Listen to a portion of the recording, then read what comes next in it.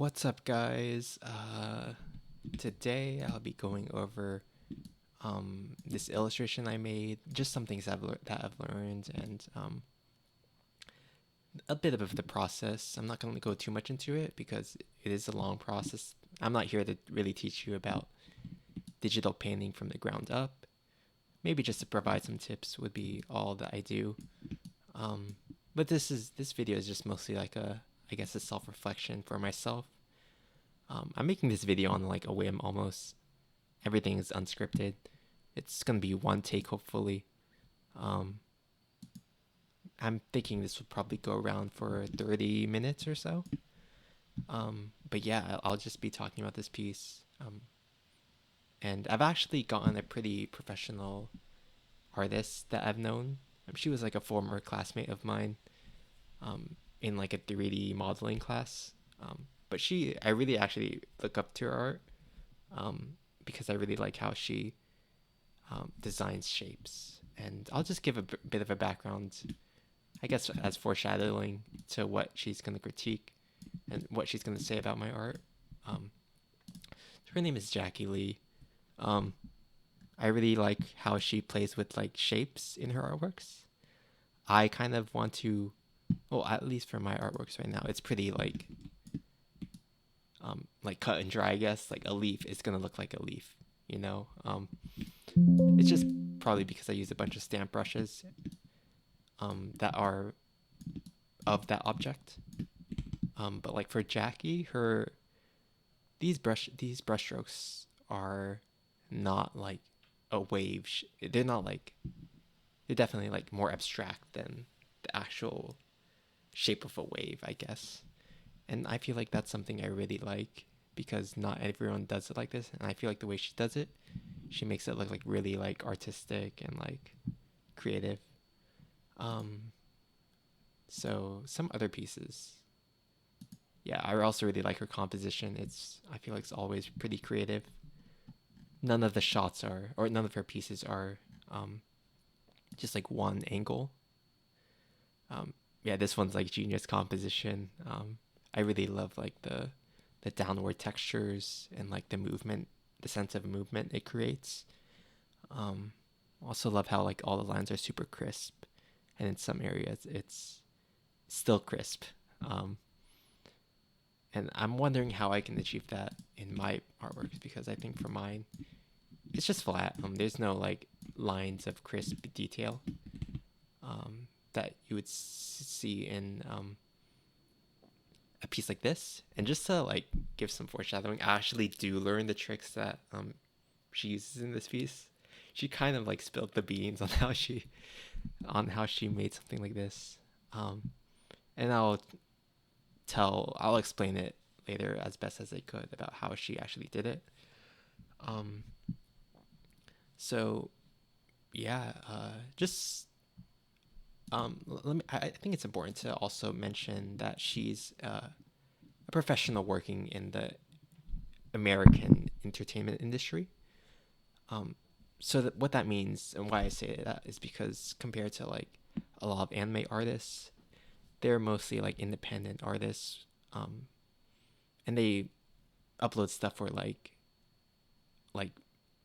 hearts and like likes on like platforms like Twitter.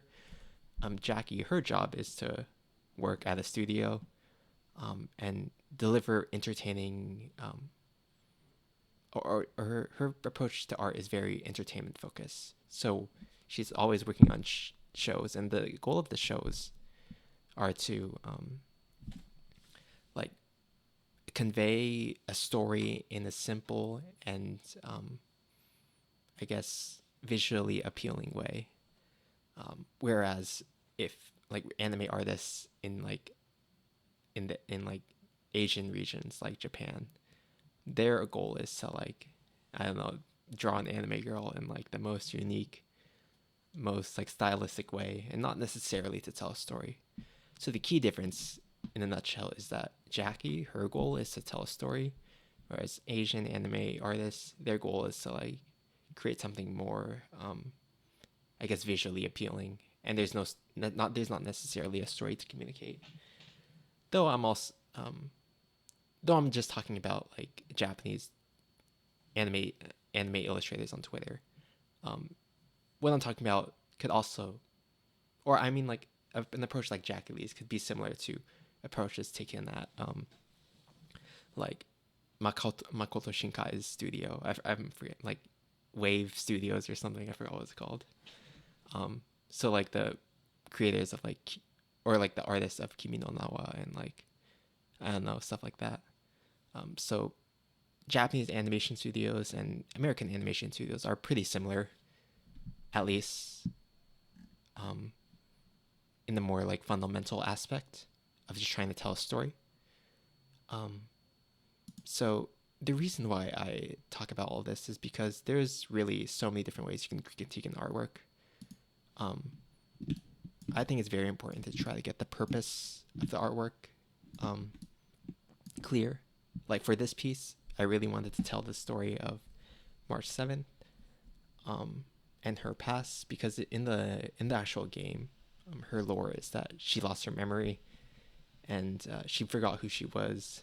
And this illustration kind of, um, I designed it so that it kind of like shows that she has a very like happy past. Um, I don't know, just to give her character some hope as I mean just like give her a past. I don't know, just like make a spin off of what her past could have been. So yeah, I think that's all like the background I wanted to give. Again, this is pretty like unscripted. I'm literally just speaking my mind right now. So if I end up going on random tangents, then you can just skip ahead to something that's more interesting. I don't know. And again, I'm not even making it for like the public really. I'm just trying to document my process. I think I really want to do more of these type of videos where I just talk about stuff I find interesting. Um, yeah. So I guess I'll just go into the bit of the process. There isn't too much to be talked about, to be honest. Well, I guess there's a lot to talk about, but not anything I really want to talk about myself. A lot of getting to this type of scale level is just honestly for me it was just self-reflection. You really have to develop the sense of um, just being critical about your own artworks. I think that's the one thing you have to do is just look at your artworks and see how it's different than artists that you love. And if there are differences, um, you have to have the drive to get down to the truth about why it's different. And just to, and I guess that brought me to reach out to professional artists on this because, at least for me, this piece was pretty much perfect. Let me give like a finished view. Yeah, this I can critique like some stuff like I don't know these shapes aren't perfect about I mean like how they're painted isn't perfect. I kind of like clip too much and I kind of make like unnatural edges. But like that's pretty minor stuff and I can fix it if I have time. Like this lighting could be a bit better. Um but overall it's like 95% there. Like if I take a more like fundamental art perspective, there really isn't much wrong. Um, all the colors are harmonizing well. We have like a dark on light. We have like various like compositional elements working together.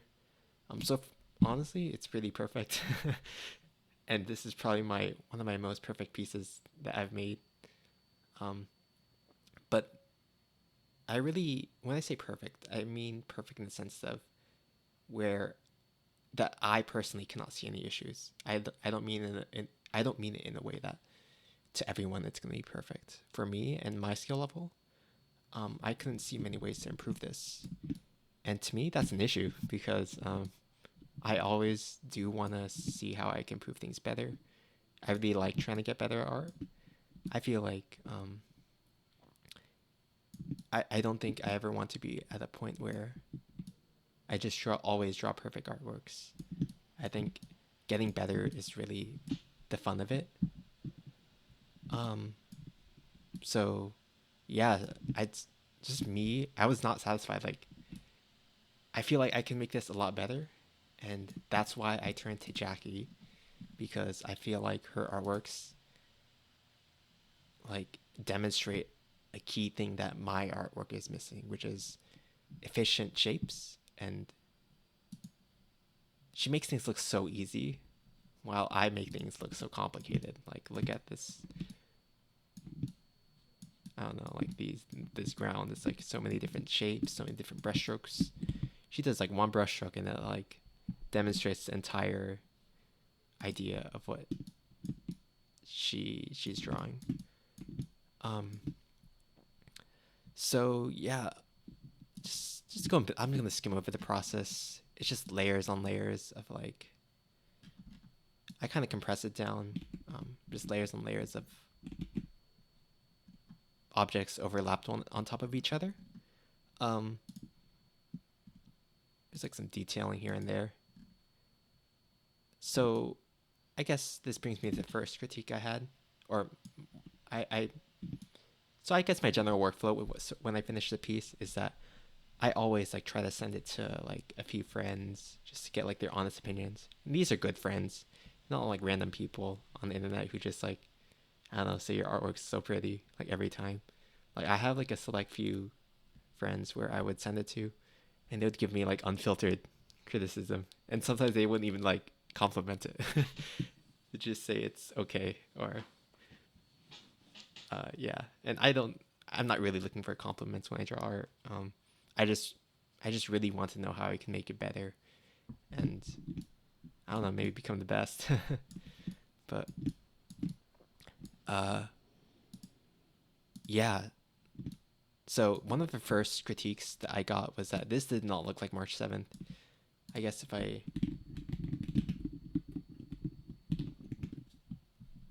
God, my computer is so lagging so much right now because of the recording. I really have to get a new PC soon. But yeah, her hair is very white, and I did not convey that effectively, which is why the first critique was just to lighten up her hair. Bro. Okay. And that's all my friends had to say, to be honest. My friends were also saying some more like subjective things about like her story, her backstory, but that was just because they were like Star Rail nerds. Um, so now on to Jackie's critique. Just mentioning again, her approach is that she wants things to have an easy read because in animation, if things take too long for the viewer to understand what's going on in the scene, then they're gonna feel lost and they're not gonna know what's going on. Like, if a group of like a bunch of Japanese like just Japanese anime Twitter artists came together and make a film, it'd honestly be purely bad because to make like animation and professional work, you really do need like fundamental like ideas and concepts of how to tell a story, if that makes sense. So I honestly think I explained that pretty badly, but I guess just the skill sets are different is what I'm trying to say. Um, Me personally, I'm actually pretty much raised in the professional like mindset of trying to tell a story. That's why I always default to these type of illustrations, just because it's what I'm used to. Um, Anime is just a thing that it's my take on it. Um, so I guess I'd probably be perfectly capable of like pursuing a career in animation if I wanted to, but I'm just keeping it casual. I don't really see art as anything more than like a sport, I guess. I like to prove it just for fun. Um, okay, so just getting to your critiques. Uh, Maybe I can pull up. Yeah. Uh, I just asked how I can improve efficiency, stuff like that. Um, really nice. We actually scheduled a call, which is I was just like really grateful. Um, and yeah, so basically she said it was already pretty good, which is honestly quite relieving because I know when I work on a piece for quite a long time, I kind of like disillusion myself on how good it is. So that's pretty relieving. Um, okay. So the first thing that she does is emphasize the warm and the cools of the character and the background. This is just to draw attention to the character. Um, it's just a use of contrast that I kind of missed. And to be honest, I did purposely miss it because I wanted things to harmonize better. Usually, it's a trade-off between contrast and harmony. Like, I guess they're on two opposite ends. If you want things to be like super contrasted, like the simplest idea would just to be like to put a black object on a white background. It's not harmonious, but it maximizes contrast. So I guess that's what she was trying to do. I kind of disagree with it for what I'm trying to do. So I can ignore it, but I think it's important that you still acknowledge it and know that if it's something that you're purposely trying to do, then uh, yeah, if it's like something purposely you're trying to do, it's okay to like ignore critiques as long as you understand the underlying lesson because this is a subjective critique depending on what approach or depending on the purpose of your artwork. I kind of want to tell the story and highlight the moment. Kind of like as an in between. This is not 100% like a production piece, so that's why I can make stuff. I can make like subjective decisions like this. Um, I might have just said like a bunch of gibberish in the past minute, but whatever. Um, yeah, no, I feel like I don't explain things that well, and it usually takes me time to fully develop my thoughts. And what I'm doing right now is just fully like speaking my mind. So whatever I say might not be perfectly comprehensible, but I feel like that's just the way I think. When I draw these pieces, I'm not like always thinking. I'm not like perfectly logical or considering. I just go by feeling, to be honest. And occasionally I check on the big ideas, making sure everything's working on the fundamental level. But yeah, she pretty much just brought emphasis to she increased the value difference between the character and the backgrounds, which I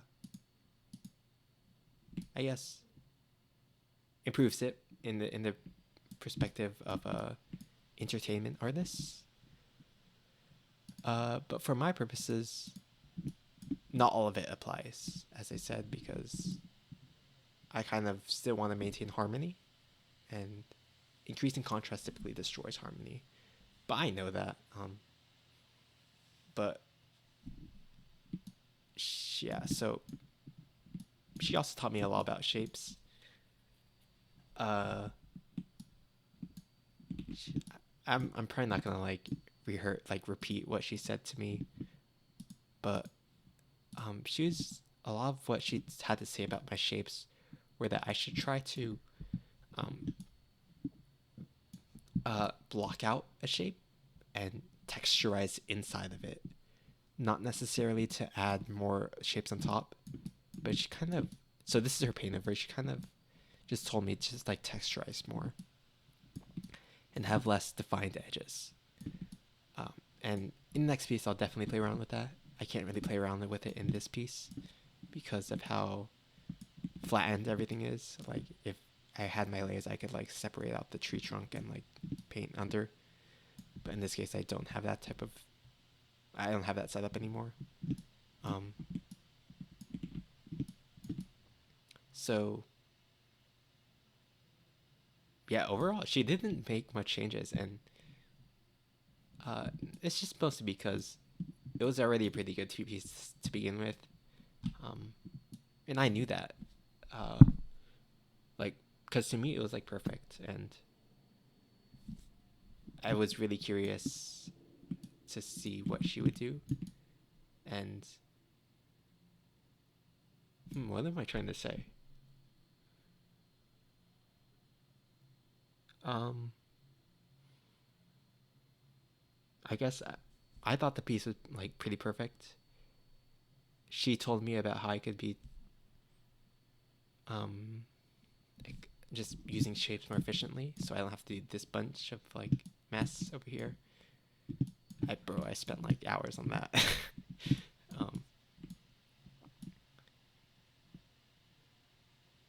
yeah, so I guess what I need to do now is that I need to just focus on shape efficiency and yeah, try to replicate what more of what Jackie Lee did. Some of the tricks that I'll show you, a lot of them are kind of, to be honest, like kind of Photoshop exclusive, and I know not every artist uses Photoshop, but in Photoshop, there's like something called like make work paths, make work paths. It's basically when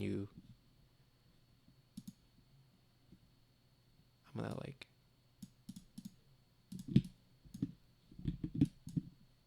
you can use this feature called like uh, color range. You can select objects and like what did I paint pretty? I painted the flowers pretty effectively. So I'm gonna make a stamp out of that or a shape by selecting where did it go again? Um,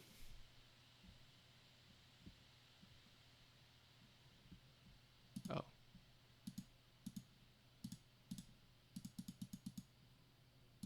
I don't think it's gonna work pretty well in this, but it basically allows you to create shapes. Uh, Again, I'm not gonna teach it. I'm just gonna explain what I learned. Um, so if someone actually does want to learn it, then I'd be more than happy to like go into more detail. But you can basically I mean like this, like leaf shape from a realistic image of a leaf, or like vines actually, not leaves. But it's pretty noisy. Is honestly, I didn't do that good of a job. But that's pretty much the basic idea. She went a lot into the brush settings about what she played with, like spacing. On this brush, it's not really effective, but yeah, she went to other stuff. Not gonna talk about it. It's pretty technical. I don't even fully understood what she was talking about. Like she was talking about like texture and like a bunch of other stuff. But like this is actually like a pretty important hack that I learned. Um,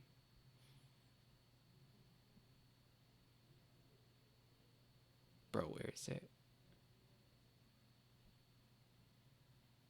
I don't want to open up like something that I think it's this file.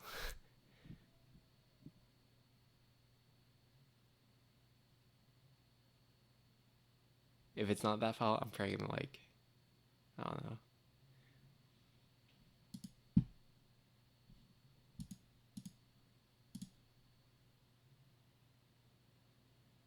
Okay, it is this file.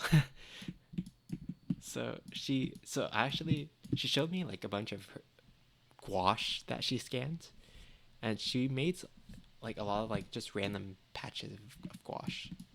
And what she would do is that to replicate an effect like this one, like you see like there's like these dots and like this downward texture. She would literally just get like this gouache like splatter, Control C, Control V, and like clip it onto an object, and obviously like desaturating and stuff as needed. Um, some other stuff is just really fine brushwork. I kind of knew how she did it before, but it was just creating a fancy brush. She kind of explained about how different brushes can achieve like a zipper effect. Not that one, but like maybe this would work if I do what she said and kind of like maybe not. I don't think it's the best. No. Yeah, maybe if I do something like that and rotate the edge. Yeah, so that's like a pretty interesting shape, I guess.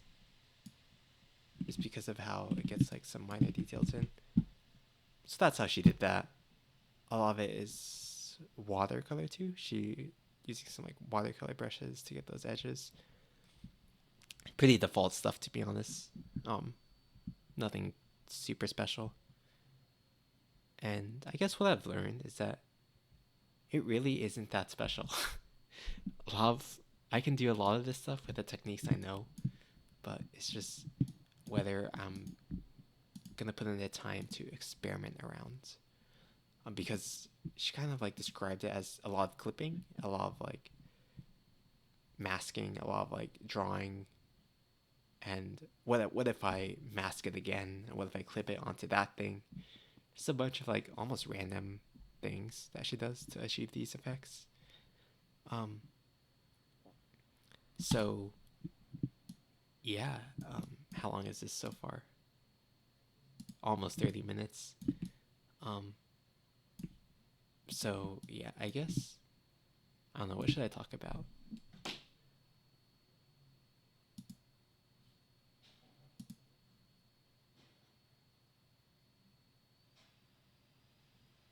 Hmm. I don't know.